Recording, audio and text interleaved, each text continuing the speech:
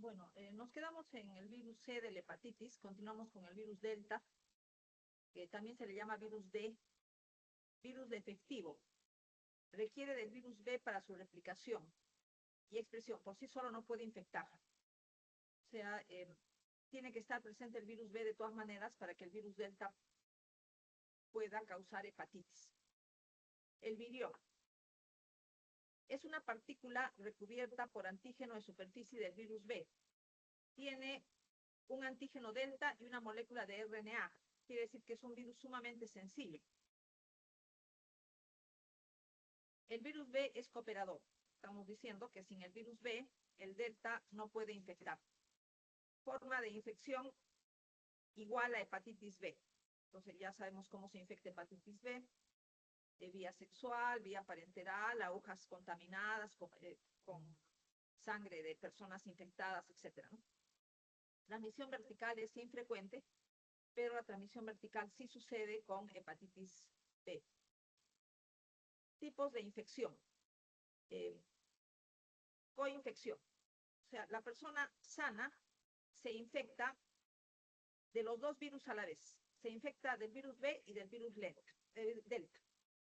Ahora, también puede ser que la persona tenga hepatitis B de antes y estando ya infectada con hepatitis B, recién se infecta con el virus delta. Eso se llama sobreinfección. En ambos casos hay respuesta inmunológica. Tenemos anticuerpos antidelta, antiantígeno delta, primero IgM y después aparece IgG. Y la infección se comprueba porque el antígeno delta está presente en sangre. Quiere decir que el delta se está replicando. Infección simultánea por virus delta y virus B. Una persona sana. La hepatitis es autolimitada y logra ser controlada. Raro hepatitis fulminante. Entonces, las personas generalmente controlan las dos infecciones. Raro hepatitis crónica, cuando la infección es simultánea. La replicación del virus delta en hepatocitos inhibe la replicación del virus B, facilitando el control de la infección por el sistema inmune. Entonces, si se cura hepatitis B, el virus delta desaparece. Ya estamos diciendo que sin B, el virus delta no puede existir o no puede infectar. Entonces, tenemos acá coinfección en una persona sana. Los dos virus, la persona se infecta a la vez. 3 a 4% hepatitis fulminante con insuficiencia hepática que va a la muerte. Pero casi todos, 90%, se recuperan con inmunidad. Y es raro que vaya a la hepatitis crónica, eso cuando es la coinfección. Pero la hepatitis crónica ya sabemos que puede ir a la cirrosis, puede ir al hepatocarcinoma. Ahora, ¿qué pasa cuando la persona estaba ya infectada por virus B y se infecta con virus delta? Aquí el pronóstico es malo porque frecuentemente va a la hepatitis crónica. Marcadores de replicación de ambos virus. O sea, los dos virus se replican a la vez. Entonces tenemos acá superinfección. Si una persona ya estaba con hepatitis B y se infecta con el agente delta, con el virus delta. 7 a 10% hepatitis fulminante, 10 a 15% hay una hepatitis aguda que se recupera, pero solamente se recupera 10 al 15%. 80% va a hepatitis crónica.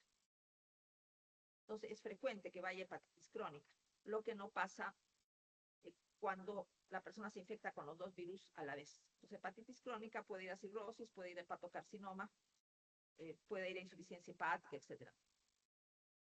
Tenemos acá qué es lo que pasa cuando la persona se cura. Hay replicación de los dos virus. Replicación del virus B, ya hemos dicho, el antígeno E está presente, está el DNA del virus de la hepatitis B, DNA polimerasa, el virus de hepatitis B, antígeno de superficie, antígeno delta y RNA del virus delta. Todo está presente en la sangre porque los dos virus se están replicando. Pero hemos dicho que en estos casos, generalmente la persona se recupera. raro que vaya a hepatitis crónica. Y evidentemente tiene que haber una respuesta inmune para los dos virus. Entonces va a haber IgM contra el antígeno delta, IgG contra el antígeno delta y todos los antígenos, todos los anticuerpos que aparecen en la hepatitis B. No todo eso aparece. Ya sabemos que el IgG contra antígeno de superficie es protector contra reinfecciones generalmente, ¿no? El IgG anticore va a persistir, ¿no? Todo eso ya sabemos, y desaparece el virus E. Ya sabemos que cuando desaparece el antígeno E del virus B, la persona prácticamente ha controlado la infección, ¿no? También tiene que desaparecer el DNA del virus B. En cambio, cuando hay superinfección, generalmente sigue existiendo el antígeno E, se sigue replicando el virus B, sigue habiendo DNA del virus B, pero también sigue existiendo el antígeno delta en la sangre. Entonces la persona no se ha curado, está yendo a la hepatitis crónica. Sigue habiendo RNA de la hepatitis D, hepatitis delta. Entonces la persona no se ha curado, ha ido a la hepatitis crónica. Y bueno, ya sabemos que eso va a terminar en cirrosis o hepatocarcinoma, salvo que haya tratamiento, ¿no? Con el tratamiento se cambia la historia natural, ¿no? Porque ya hemos dicho que se cura la hepatitis B, automáticamente se cura la hepatitis delta. El último virus que vamos a ver de la hepatitis es el E, similar a virus A. ¿En qué es similar? Que también es RNA, virus A, RNA, virus E, RNA. Transmisión fecal oral, igual que virus A, fundamentalmente por el agua. ¿Cómo se contagia? Ya estamos diciendo fecal oral, quiere decir que los viriones excretados por las heces, y ya sabemos que esto depende mucho de la higiene de las personas. Las personas tienen que tener una buena higiene, después de ir al baño, hacer deposición y hacerse la higiene, ¿no? Lavarse muy bien las manos, porque pueden quedar con viriones y contagiar. Afecta a adultos jóvenes y hay una característica particular solo del E, que no pasa con el A. Cuando afecta a embarazadas es muy grave. Puede tener una mortalidad del 20% y no se sabe bien por qué sucede eso. Es una diferencia con virus A. Virus esférico, 32 a 34 nanómetros de diámetro, no tiene envoltura, como si la tiene el C, por ejemplo, ¿no? O el B. RNA de cadena simple, el género epivirus, pero es una zoonosis. O sea, hay reservorios animales. Una diferencia con virus A, ¿no? Aunque virus A, como sabemos, puede concentrarse en mariscos, pero es una concentración, ¿no? Se puede concentrar en mariscos y las personas que ingieren este tipo de alimentos pueden contagiarse del virus A. Y virus E, zoonosis, ¿no? Incubación corta, 4 a 6 semanas, no evoluciona hacia la cronicidad, se autolimita, salvo en inmunosupresos. Cuando la persona tiene inmunosupresión, tratamiento con corticosteroides, tiene un SIDA sin tratamiento, HIV sin tratamiento, o tiene tratamiento para cáncer, ¿no? Entonces, sí puede ir hacia hepatitis crónica. La viremia es de corta duración, entonces no se investiga hepatitis E en los donantes de transfusión. Como en cualquier infección, primero aparece IgM, antivirus E, y después aparece IgG. Pasamos a morfología de la hepatitis viral aguda. Tenemos la forma aguda y la forma crónica, ¿no? Hepatocitos con cambios degenerativos, edema o degeneración balonante y necrosis dispersa en el lóbulo. Ya hemos dicho que la necrosis depende a veces del virus y de los linfocitos TCD8. Otras veces solo de linfocitos TCD8, y el ejemplo típico es el virus A. La apoptosis sucede, o sea, hepatocitos individuales que mueren, formando cuerpos acidófilos, ¿no? Esto ya lo he explicado, ¿no? Hepatocitos individuales. Grupos de hepatocitos que forman tractos alargados, tractos rectangulares, se llama necrosis en puente. como ya lo he explicado antes, y sucede en la hepatitis viral aguda. Afecta a grupos de hepatocitos, tractos que unen dos espacios porta, un espacio porta y una vena centrolobular o dos venas centrolobulares. Inflamación escasa en el espacio porta a predominio de linfocitos e histocitos. Esta es una diferencia con hepatitis crónica. En hepatitis crónica, en el espacio porta, hay abundantes linfocitos, también células plasmáticas. Hiperplasia de células de Kupffer, que fagocitan hepatocitos muertos. Colestasis, retención de bilis en el tejido hepático. Y regeneración. El hígado reemplaza los hepatocitos muertos para que no haya fibrosis, no haya cicatrices fibrosas. Entonces ustedes saben que el armazón del tejido hepático tiene que mantenerse. Vemos acá entonces un esquema, lo mismo que he mencionado, espacios porta con pocos linfocitos, pero sí degeneración balonante, hepatocitos muertos, y donde ha habido muerto de hepatocitos, tenemos grupos de histocitos. También hay cuerpos acidófilos, significando apoptosis. Acá vemos una fotografía, linfocitos entre las trabéculas hepáticas, fundamentalmente. Por ejemplo, acá tenemos un cuerpo acidófilo, podemos ver cuerpos acidófilos, grupos de hepatocitos muertos, necrosis en puente, pueden llegar a necrosis en puente, que ya lo he explicado, y las zonas donde hay hepatocitos muertos, grupos de histocitos. Hay algunas características especiales de cada virus, por ejemplo, virus B. El virus B puede sintetizar grandes cantidades de antígeno de superficie, como proteínas únicas, que no forman viriones completos. Eso brinda un citoplasma de aspecto en vidrio esmerilado. Entonces, los hepatocitos se ven distendidos y tienen un citoplasma granular fino, con granulaciones finas, denominándose hepatocitos en vidrio esmerilado, y cuando se realiza inmunohistoquímica para antígeno de superficie es una positividad muy intensa. Positivos para antígeno de superficie por inmunohistoquímica, por eso se ve la coloración café tan intensa. Virus C es el que se acompaña de esteatosis, folículos linfoides en los espacios porta y proliferación de conductos biliares. Esto pasa con el virus C, no pasa con los demás.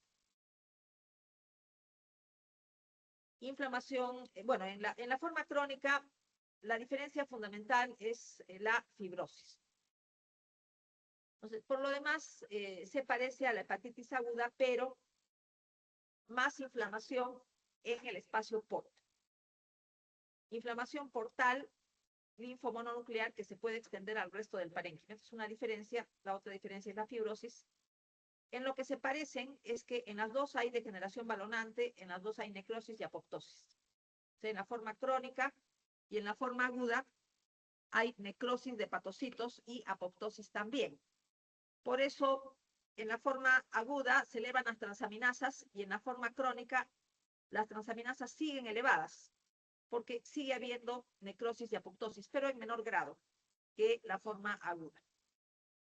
Todo el tiempo hay muerte de hepatocitos, y sabemos que si hay muerte de hepatocitos todo el tiempo va a haber regeneración. Junto con la fibrosis contribuye a que se formen nódulos de regeneración y tractos fibrosos. ¿No? Cambio más grave de la hepatitis viral crónica es la fibrosis, porque si es crónico el proceso, quiere decir que hay tiempo para que se desarrolle la fibrosis. Se forman puentes fibrosos porta-porta, porta-vena centrolobular, y la fibrosis es progresiva, pero continúa la regeneración para reemplazo de hepatocitos muertos. Aunque haya cirrosis, continúa la regeneración porque siguen muriendo hepatocitos. Tenemos entonces abundantes linfocitos en espacios porta que se extienden hacia el resto del parénquima, hacia la placa limitante y más allá, y puentes fibrosos, tractos de fibrosis. Vemos hepatocitos en vidrio esmerilado, hepatitis B, como ya lo he explicado, esteatosis, generalmente en hepatitis C, Sigue habiendo apoptosis, sigue habiendo necrosis, grupos de histocitos, que son el signo de que allí ha habido muerte de hepatocitos.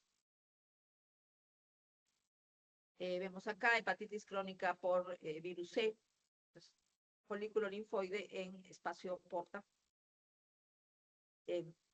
La inflamación del espacio porta se extiende hacia el parénquima aledaño, o sea, la placa limitante más allá, y puede haber tractos de fibrosis. La fibrosis se extiende por fuera del espacio porta y eso es el inicio de la cirrosis. Pasamos al tema de hepatitis fulminante. Ya sabemos que en hepatitis fulminante hay una necrosis hepática masiva.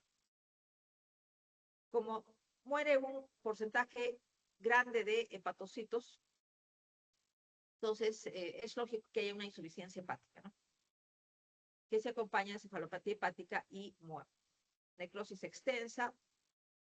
A veces sobrevive. En realidad, una solución es el trasplante hepático, que no está disponible para todos. Sin embargo, si hay un buen tratamiento de soporte y queda un porcentaje de tejido hepático, por ejemplo, un 10% del tejido hepático.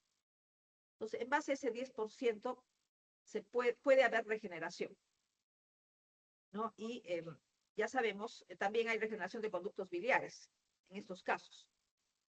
Y ya sabemos que en necrosis hepática masiva proliferan los hepatocitos maduros que quedaron, más las células madre hepáticas, que se llaman células ovales, de los conductos de Hering y dúctulos biliares.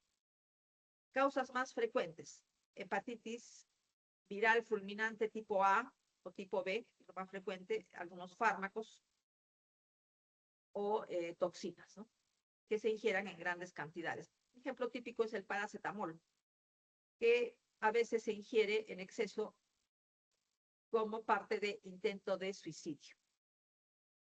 Pasamos a hepatitis autoinmune, que se puede confundir clínica e histológicamente con hepatitis crónica viral. Hay dos tipos.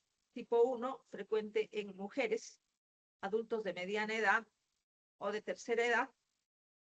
Y tipo 2, niños y adolescentes, o sea, gente joven, tipo 2.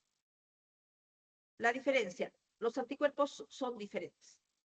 Tipo 1, anticuerpos antinucleares, anticuerpos antimusculo liso, antígenos solubles de hígado o de hígado y páncreas. También puede haber, a veces, anticuerpos antimitocondriales.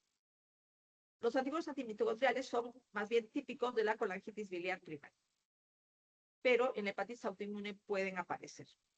Tipo 2, otros anticuerpos. Anticuerpos antimicrosomales. Los anticuerpos antimicrosomales son los anticuerpos antirretículo endoplasmático liso. También tenemos anticuerpos anticitosol de hígado. Bueno, anticuerpos antimicrosomales, o sea, antirretículo endoplasmático liso de hígado y riñón. Entonces, los anticuerpos, el tipo de anticuerpos que está presente, la edad de los pacientes, puede servir para distinguir la tipo 1 de la tipo 2. Hay una forma predominantemente colestática con destrucción autoinmune de conductos biliares.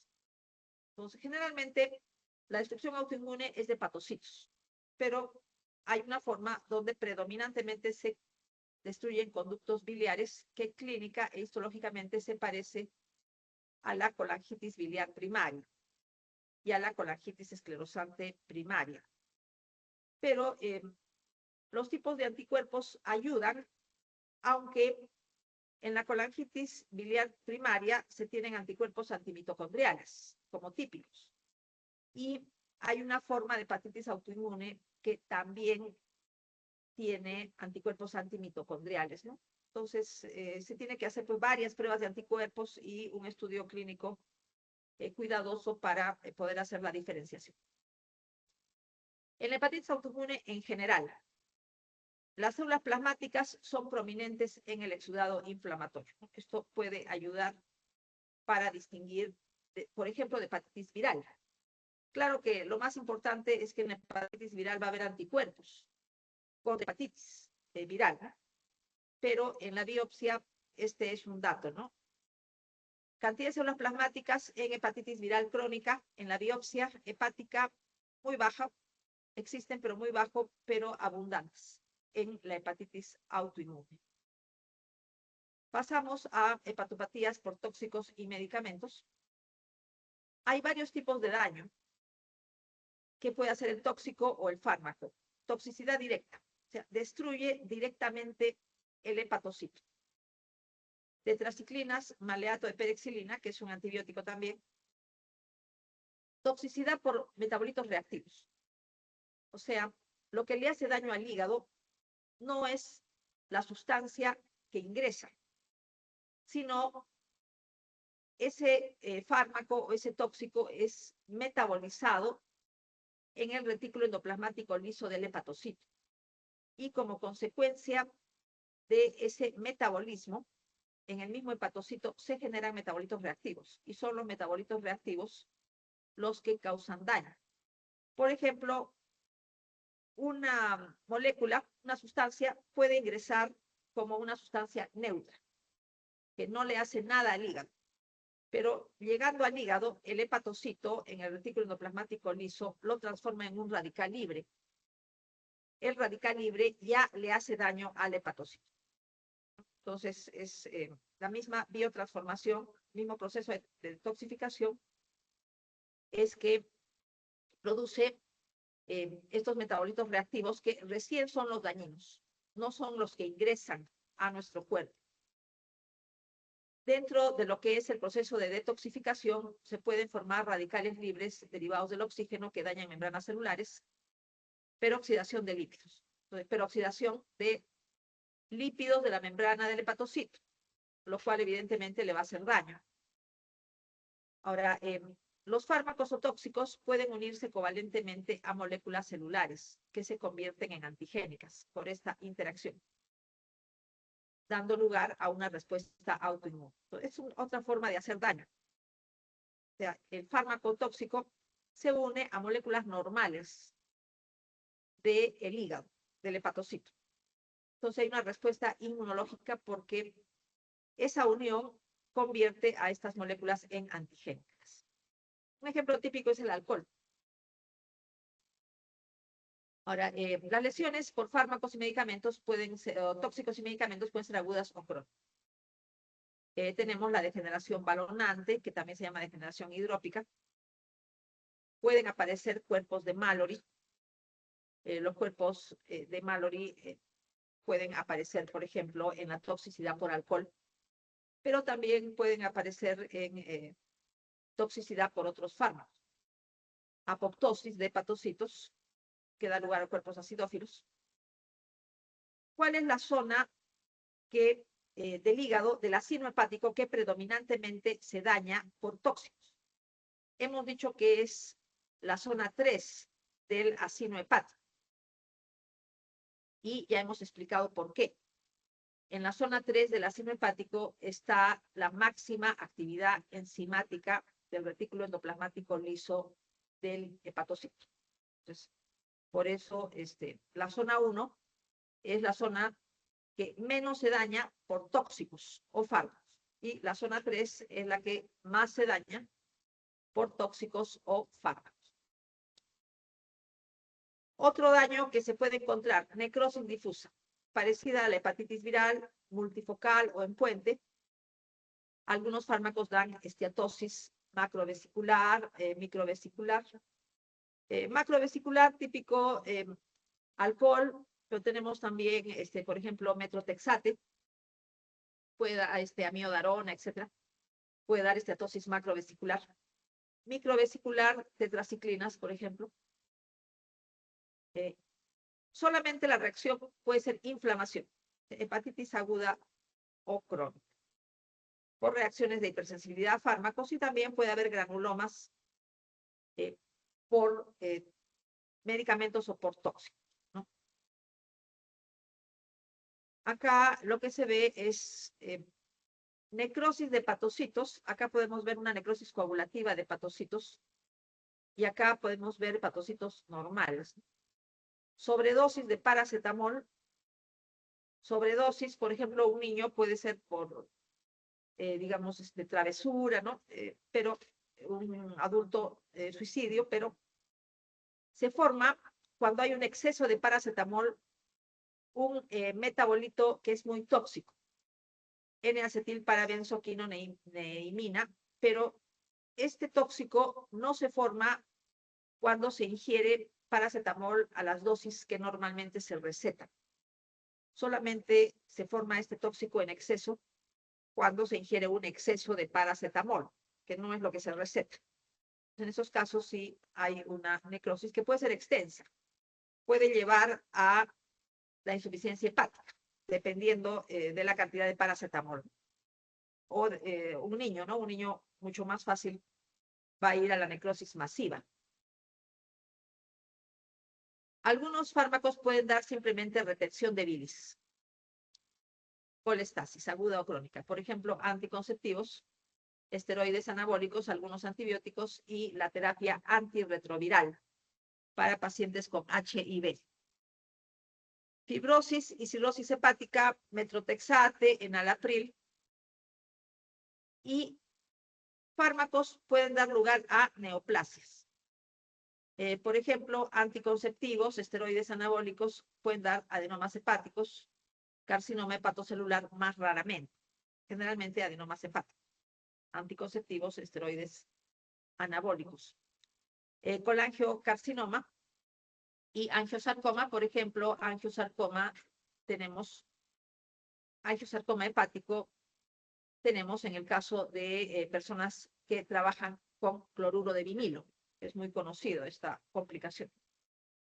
Colangiocarcinoma y angiosarcoma, cuando antiguamente, ¿no? Actualmente ya no se ve por torotras, que es una sustancia de contraste que se utilizaba antiguamente, ¿no? Para exámenes radiológicos. Ahora ya no se usa porque ya se sabe que causa colangiocarcinoma y angiosarcoma, pero hubo una época en que se usaba y había esta complicación. Pasamos al alcoholismo. Lo primero es steatosis hepática, como ya sabemos, que es reversible. La persona tiene que dejar de tomar. Pero si sigue tomando, empieza el desarrollo de fibrosis, primero alrededor de la vena centrolobular y se extiende. Conforme se extiende, puede llegar a la cirrosis. La hepatitis alcohólica. Este es un daño mayor. Se observa necrosis de hepatocitos en hepatitis alcohólica y en dicha ubicación neutrófilos. Degeneración balonante, edema intracelular, cuerpos de Mallory. Hemos dicho cuerpos de Mallory se pueden formar por alcohol. ¿Qué es un cuerpo de Mallory? Ovillos de citoqueratinas en el plasma que se ven en el citoplasma que se ven como cuerpos eosinófilos. Vamos a ver, por ejemplo, cuerpo de Mallory. Zonas eosinófilas en el citoplasma de un hepatocito. ¿Qué cosas son? Ovillos de citoqueratinas 8 y 18. Acá también se pueden ver, acá se ven más eosinófilos, más grandes. Cuerpos eosinófilos que aparecen en el citoplasma de hepatocitos, cuerpos de Mallory, ovillos de citoqueratinas, en este caso relacionados al alcohol, pero no es la única causa. Hay varias causas de cuerpos de Mallory. Bueno, hemos dicho esteatosis reversible.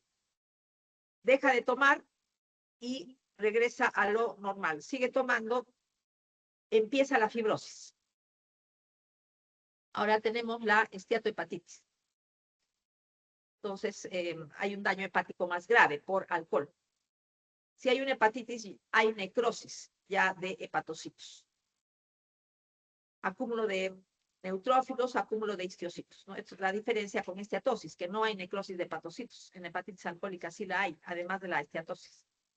Puede haber reversibilidad, ¿no?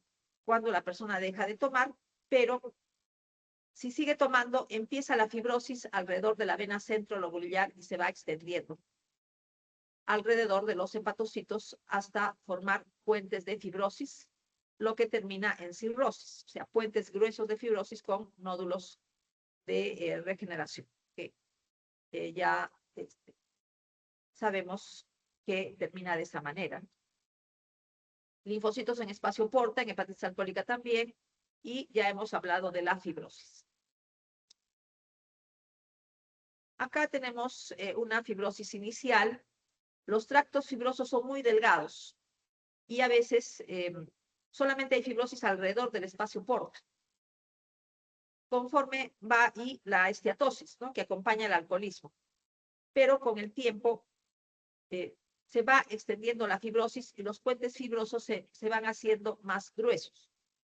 Como sigue la regeneración, porque hay muerte de hepatocitos, entonces se forman los puentes de fibrosis gruesos más los nódulos de regeneración, ¿no? Acá hemos visto cuerpos de Mallory, hemos visto hepatocito necrótico, rodeado por polimorfonucleares y por histiocitos. En la biopsia, estos grupos neutrófilos y, polimorfonucleares y histiocitos nos indican que ha habido necrosis, ¿no? Ha habido necrosis de hepatocitos. La cirrosis alcohólica es igual a la cirrosis de otras causas. En cuanto a la patogénesis del daño hepático causado por alcohol. El alcohol es metabolizado hacia acetaldehído por medio de la enzima alcohol deshidrogenasa. Hay un proceso oxidativo.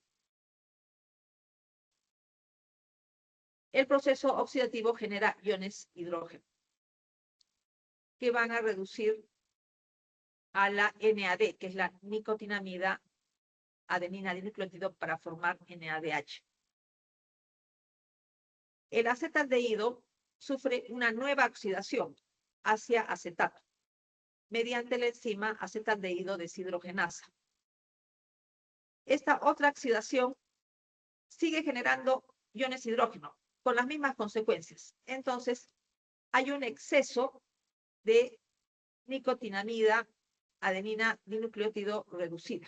Entonces, este exceso genera un desequilibrio óxido-reducción en los hepatocitos. Tenemos otro sistema de oxidación del alcohol en el retículo endoplasmático liso, porque estos sistemas de acetaldehído deshidrogenasa y alcohol deshidrogenasa están en el citoplasma. Estas enzimas están en el citoplasma, pero tenemos enzimas en el retículo endoplasmático liso también, que igualmente pueden metabolizar alcohol. Se denomina el sistema MEOS. Reduce el NADP hasta NADPH, que genera lo mismo. Entonces, nicotinamida adenina dinucleótido fosfato. Pero igual se reduce.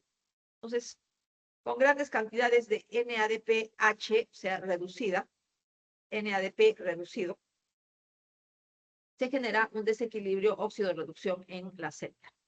La enzima es la citocromo P450 y su enzima 2E1, que es inducible. Puede llegar a metabolizar hasta el 25% del alcohol ingerido. Como es inducible, quiere decir que la persona puede llegar a beber grandes cantidades de alcohol y no presentar ebriedad, porque se metaboliza muy rápido cuando se tiene este sistema ya inducido. O sea, aumenta la cantidad de enzimas metabolizantes.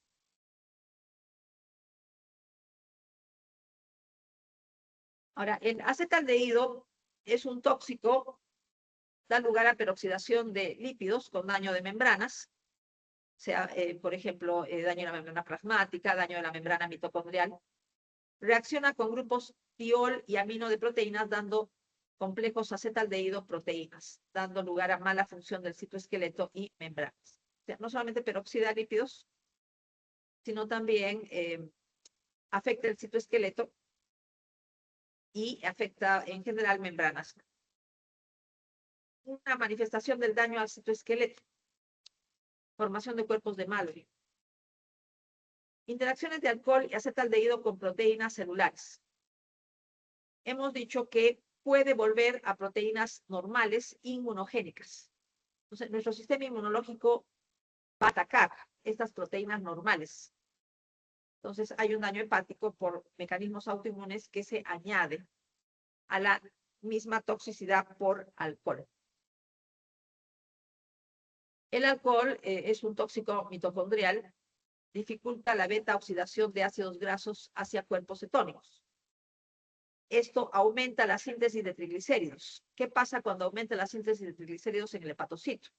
Ya sabemos que eso termina en esteatosis, exceso de triglicéridos.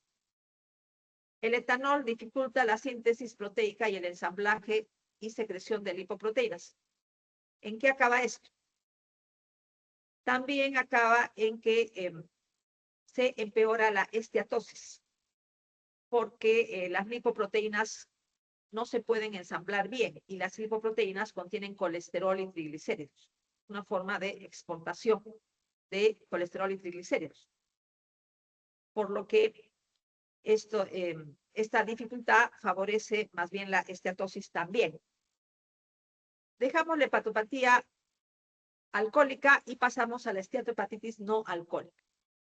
El daño es parecido, solamente que son personas que no toman, pero tienen, por ejemplo, obesidad, dislipidemia, hiperinsulinemia, resistencia a la insulina, o sea, síndrome metabólico y diabetes mellitus tipo 2. O sea, no toman alcohol, pero tienen estas otras condiciones. Y el daño hepático es bien parecido. Se elevan enzimas indicadoras de enfermedad hepática, transaminasas, gamma-glutamil transpeptidasa. Si se elevan las transaminasas, quiere decir que hay daño de hepatocitos, muerte de hepatocitos. Y gamma-glutamil transpeptidasa, daño a el epitelio del canalículo biliar. Y también en general la gamma-glutamil transpeptidasa se eleva cuando hay toxicidad hepática. Se llama esteatohepatitis no alcohólica, quiere decir que hay esteatosis. Y también hay hepatitis, como si fuera una persona con daño hepático por alcohol. Inflamación y muerte de hepatocitos de disposición multifocal, también se forman cuerpos de Mallory. También eso termina en fibrosis, que empieza alrededor de venas centrolobulares y pericelular. O sea, fibrosis, coloración tricrómica de Maso, empieza el tejido fibroso a rodear los hepatocitos que están cerca de la vena centrolobular, pero se va extendiendo al resto del parénquima. Hay esteatosis, evidentemente. Estamos diciendo que es una esteatohepatitis no alcohólica, más la fibrosis, más daño a hepatocitos, transaminasas elevadas. Puede terminar en cirrosis. Para terminar la clase de hoy día, voy a mencionar algunos conceptos sobre hemocromatosis. Hemocromatosis significa depósito de hierro en células parenquimales, entre ellas el hígado. Pero el hierro en exceso en nuestro cuerpo no solamente se deposita en el hígado, se deposita en páncreas, se deposita en el corazón, etcétera, ¿no? En muchos tejidos, también la membrana sinovial, etcétera, ¿no? Entonces, no solamente causa daño hepático, sino causa daño a muchos órganos. Entonces, el hierro, en general, causa lesión celular y fibrosis en cualquier órgano donde se deposite. Es una consecuencia del aumento en la absorción intestinal de hierro o la administración parenteral de este. Básicamente, aumento en la absorción. Esto es lo más frecuente, pero a veces hemos escuchado hablar de el exceso de transfusiones que puede terminar en hemocromatosis, ¿no? Entonces, la hemocromatosis puede ser primaria o idiopática de origen genético. Absorción exagerada de hierro de origen genético. Y secundaria o adquirida. Secundaria, sobrecarga parenteral de hierro. Muchas transfusiones. Hierro de administración parenteral. Eritropoiesis ineficaz. ¿Qué significa eritropoiesis ineficaz? Se forman los precursores de glóbulos rojos en la médula ósea e inmediatamente se mueren, no pueden madurar. A eso se llama eritropoiesis ineficaz, suceden beta-talasemias, anemias sideroblásticas, también síndromes mielodisplásicos. Exceso de ingesta, pero se ha visto básicamente en una tribu africana, que es la tribu Bantú, que ingiere bebidas alcohólicas fermentadas en recipientes de hierro. Pero acá no es solamente una cuestión de ingesta, hay un factor genético que hace que este hierro de las bebidas alcohólicas se absorba con una eficiencia exagerada. Atransferrinemia congénita, enfermedad hepática crónica, en general, y porfiria cutánea TAC.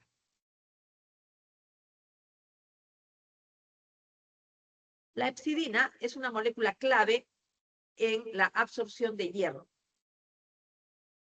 porque se opone a la absorción exagerada de hierro. O sea, la hepcidina normal se opone a la absorción exagerada de hierro. Entonces, cuando hay una mala regulación de hepcidina, o sea, una cantidad muy baja de hepcidina, va a haber hemocromatosis. Entonces, ¿quiénes regulan la concentración de hepcidina? El gen de la hemocromatosis primaria, la proteína se llama AHEF, la hemojuvelina, que se expresa en hígado, corazón, músculo esquelético, receptor 2 de transferrina, ¿no?, que permite el ingreso al hepatocito de hierro ligado a transferrina. Tenemos el hierro de los alimentos. El hierro M es el hierro que viene con la carne. Por ejemplo, carne de vaca, carne de cerdo. Es el hierro M que ingresa fácil, tiene su propio transportador. Y el hierro no M, que es el hierro de los vegetales. Por ejemplo, el hierro de las espinacas, el hierro de las acelgas. Es un hierro no M que está en estado férrico y no se puede absorber en estado férrico, tiene que estar en estado ferroso, y acá interviene un proceso de reducción con la enzima citocromo B duodenal. El hierro en estado ferroso tiene un transportador, que es un transportador de metales divalentes, y se puede almacenar como ferritina en el citoplasma del enterocito.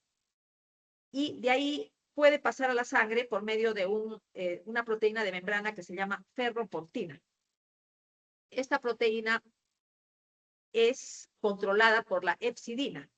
Cuando la hepcidina es normal, ferroportina está en niveles bajos, porque hepcidina hace que ferroportina ingrese al citoplasma y vaya a ser catabolizado o eliminado por el sistema ubiquitina proteasoma. Vamos a ver acá que tenemos que ferroportina, cuando no hay hepcidina, ferroportina está actuando de manera normal, entonces la cantidad absorbida es baja. Pero cuando hepcidina está en escasa cantidad, entonces ferroportina no es destruida, ¿no? Hepcidina se une a ferroportina y ferroportina pasa a ser eliminada por el sistema ubiquitina proteasoma o degradada en general. Cuando hay poca hepcidina, entonces ferroportina constantemente está permitiendo la absorción exagerada de hierro. Entonces, ya hemos dicho qué genes controlan la concentración de hepcidina. En estos casos hay sobrecarga de hierro y hemocromatosis. Esto es lo normal, pero esta es la hemocromatosis, ¿no? Ferroportina hace que pase el hierro ferroso hacia el tejido intersticial, y acá interviene una proteína que es la efaestina, que convierte el hierro ferroso en hierro férrico, una forma oxidada, para que pueda pasar a la sangre y sea transportada por la transferrina plasmática, y de ahí puede pasar a cualquier tejido, entre ellas médula ósea, hígado, vaso, etc. Tenemos también que ferroportina no solamente está en el enterocito, ferroportina también está en la membrana del macrófago para que pueda liberar el hierro hacia el plasma, y también en la membrana del hepatocito, ¿no? igualmente en todos esos casos, hepcidina controla ferroportina en todas las células que la presenten. ¿Qué pasa en la hemocromatosis? En la hemocromatosis aumenta bastante el hierro en el plasma porque ferroportina está actuando con intensidad máxima. Ya hepcidina está en cantidades muy pequeñas y no puede controlar a todas las moléculas de ferroportina que están en diferentes células. Entonces tenemos sobrecarga de hierro. El hierro corporal total normal es entre 2 y 6 gramos, pero en hemocromatosis está entre 20 y 40 gramos. El hierro en la célula causa daño oxidativo, estimula la fibrogénesis.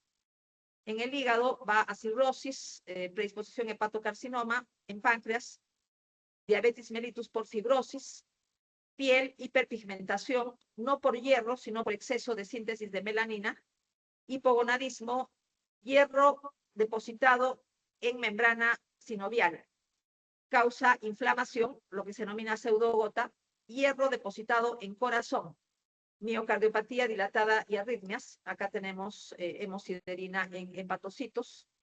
Se comprueba que tiene hierro, este pigmento marrón, mediante la coloración azul prusia. Cuando las partículas marrones tienen hierro, se colorean de azul. Y tenemos acá cirrosis que acompaña a la hemocromatosis, nódulos de regeneración y puentes fibrosos, que son la evidencia de cirrosis. Nada más, nos quedamos acá. Continuamos la próxima semana.